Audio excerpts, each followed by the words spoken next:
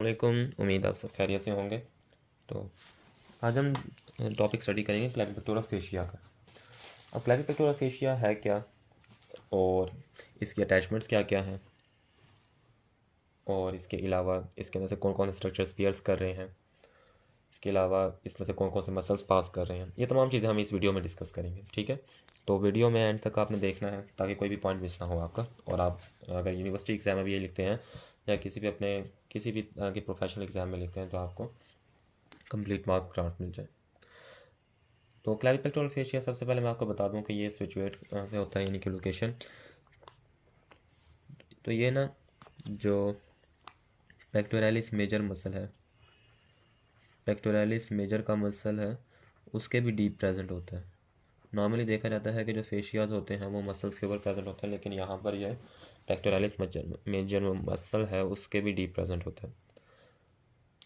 अब pectoralis major का muscle जो है वो उसके मैंने आपको पहले ही शायद वीडियो में बताया है कि इसके 2-3 पार्ट्स होते हैं, जैसे स्टर्नोकोस्टल और इसके अलावा उसका क्लैविकुलर, ये 2 पार्ट्स होते हैं उसके। तो सबसे पहले हम लोग यहाँ पर ना एक चीज़ नोट करनी है कि यहाँ पर हमने क्लैविपेक्टोरल फेशिया की बात करें तो क्लैवी से जाहिर सी बात है क्लैविकल यानी कि clavicular head of the pectoralis major. तो जो क्लैविपेक्टोरल फेशिया होगा वो प्रेजेंट होगा at the under the cover of the जो आपका clavicular head of the pectoralis major muscle है उसके। ठीक है, पहली चीज़ क्लियर हो गई। अब दूसरी चीज़ यहाँ पर आती है वो इसके अटैचमेंट्स की आती है कि अटैचमेंट्स कहाँ कहाँ पर हैं। ठीक है, तो अगर देखा जाए तो सुपीरियरली ये कंटिन्यू करेगी, सुपीरियरली ऊपर से ये कंटिन्यू करेगा एज एक्सिलरी फेशिया। सॉरी, यहाँ पर एक्सिलरी फेशिया नहीं कंटिन्यू करेगा बल्कि ऊपर से ये क्लैविकल बोन से अटैच होता है। ठीक है, स्टार्टिंग में ऊपर से क्लैविकल बोन से अटैच होगा, फिर ये नीचे की तरफ मूव करेगा।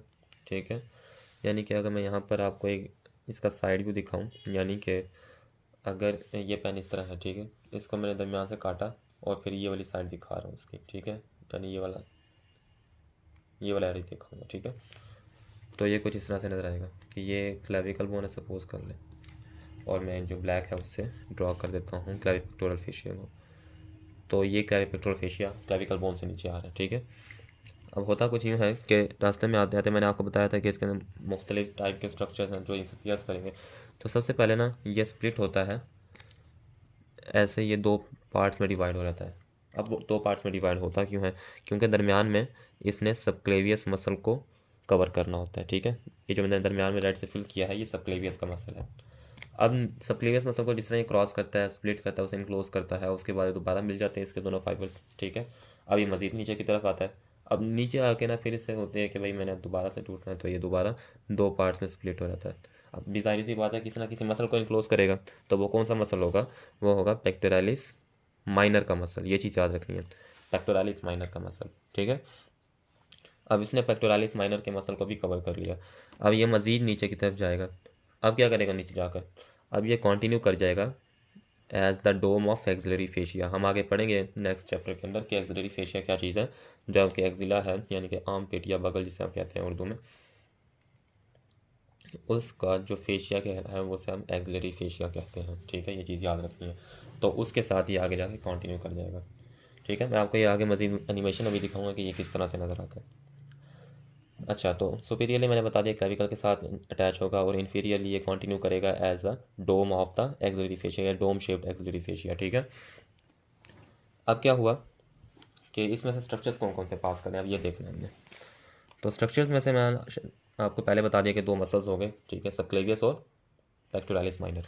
ठीक है, अब इसके अलावा हमने देखना है कि वेसल्स कौन कौन सी पास करती हैं या फिर नर्व्स कौन कौन सी पास करती हैं। तो वेसल्स में सबसे पहले आती है थोरैको एक्रोमियल आर्टरी, थोरैको एक्रोमियल आर्टरी। ठीक है, अब वेन इस नाम की नहीं होगी। ठीक है, वेन जो यहाँ से पास करती है वो है सेफेलिक वेन। ठीक हो गया, अब हमने देखना नर्व कौन सी पास करती है। तो जाहिर सी बात है पेक्टोरल रीजन में ही असल में ये जा रहे हैं ना, तो कोई ना कोई या तो मीडियल पेक्टोरल नर्व होगी या फिर लैटरल पेक्टोरल नर्व होगी। अब ये देखो कि ये ना बाजू से, मतलब कि बाजू वाली तरफ है, तो ये जाहिर सी बात है लैटरल साइड पे चला जाता है। आप देखें जो स्टेर्नम वाली तरफ होंगे ना जो भी स्ट्रक्चर्स, वो मीडियन में आ जाते हैं। मैंने ना ये प्लेन्स के बारे में अलग वीडियो बनाई हुई है, अगर आपने प्लेन्स नहीं समझे हुए ना तो पहले आप वहाँ पे जाके समझो, ठीक है, वरना उसके अलावा यहाँ पर समझ नहीं आने वाली है आपको। तो सेफेलिक मैं ये कह रहा था कि कौन सी पेक्टोरल नर्व होगी यहाँ पर, फिर लैटरल पेक्टोरल नर्व होगी जो कि क्लाइव पेक्टोरल फेशिया को पियर्स करेगी। लैटरल पेक्टोरल नर्व, ठीक है।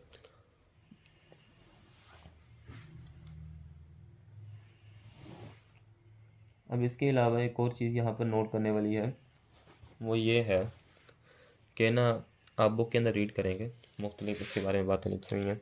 जैसे अब ना मैं आपको बुक की लाइन पढ़ के बता देता हूँ कि यह मीडियली अटैच होती है to the external intercostal muscle के साथ। अब होता कुछ यूँ है कि एक्सटर्नल इंटरकोस्टल मसल ना आपके स्टर्नम के सामने आकर अटैच होते हैं जब, ये मैं आपको यहाँ पर रफ सी डायग्राम में ड्रॉ करके दिखाता हूँ। सपोज करें ये है स्टर्नम बोन, आप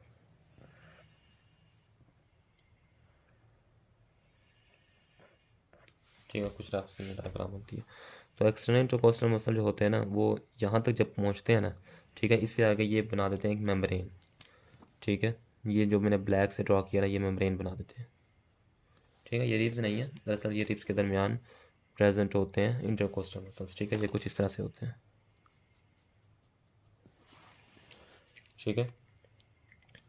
अब ये जो इनकी मेम्ब्रेन है ना एक्सटर्नल इंटरकोस्टल मसल की, इसके साथ भी जो क्लेविन पेक्टोरल फेशिया होता है वो अटैच होता है, इधर इन लोगों ने ये बताया हुआ है। और सारी सी बातें स्टेनम वाली तरफ है तो यह मीडियल साइड होगी, समझ आ गई। तो ये चीज़ क्लियर हुई। और इसके अलावा यहाँ पर ना एक चीज़ नोट करने वाली ये है कि कौन से जो लिम्फ नोड्स हैं उनकी लिम्फेटिक्स इन्हें पियर्स करती है, तो वो है apical group of lymph nodes, ठीक है। यानी कि जो apical group of lymph nodes मैंने आपको पढ़ाया है ब्रेस्ट वाले टॉपिक में, उस तक जो लिम्फेटिक्स पहुंचती हैं वो लिम्फेटिक्स भी क्लेविन पेक्टोरल फेशिया में से पास करेंगे। सपोज करें कि यहाँ पर ये axillary group of lymph nodes पड़े हुए हैं, ठीक है, तो होता कुछ यूँ है कि जो लिम्फेटिक्स या इन तक पहुँच रही होती हैं वो इसको पियर्स करके जाती हैं, यानी कि इसको क्रॉस करके जाती हैं या इसमें से गुजर के जाती हैं, ठीक है। वैसे पियर्स का जो लफ्ज़ी मतलब है वो चीर के जाना है, यानी कि उसको क्रॉस करके जाती हैं, ठीक है। तो होप्स हो कि आपको इस टॉपिक को समझ आ गई होगी और आपने तमाम बातें यही लिखनी है कि ठीक है कि इस प्रेजेंट कहाँ पर है, ठीक है। मैं यहाँ पे हेडिंग्स बेशक बना देता हूँ कि सिचुएशन कहाँ पर है, और इसके बाद इसकी अटैचमेंट्स मैंने यहाँ पर सही तरह से नहीं लिखी, लेकिन आप अगर लिखना चाहते हैं तो आप मेरी वीडियो को रिवाइंड करके देख लें, मैंने बताई सारी हैं, ठीक है, ऐसा नहीं है कि मैंने बताई नहीं है। और इसके अलावा जो इसको स्ट्रक्चर्स पियर्स कर रहे हैं, पियर्सिंग स्ट्रक्चर्स आप लिख सकते हैं, पियर्सिंग स्ट्रक्चर्स, ठीक है। तो अगर आप इतना ही लिख देंगे और साथ में डायग्राम बना देंगे, चाहे आप ये वाली बना दें चाहे जो आपकी बुक में बनी हुई वो बना दें, तो इंशाल्लाह आपको 5 में से 5 नंबर मिल जाएंगे। तो होप्स हो कि आपको वीडियो पसंद आई होगी, और अगर आपको सीरियसली पसंद आई है वीडियो तो चैनल को सब्सक्राइब कर दें, प्लस ये कि बेल आइकन को भी प्रेस कर दीजिएगा ताकि जो भी मज़ीद नई वीडियो आए वो आप तक पहुँच जाए और आप किसी से पीछे ना रहें, ठीक है।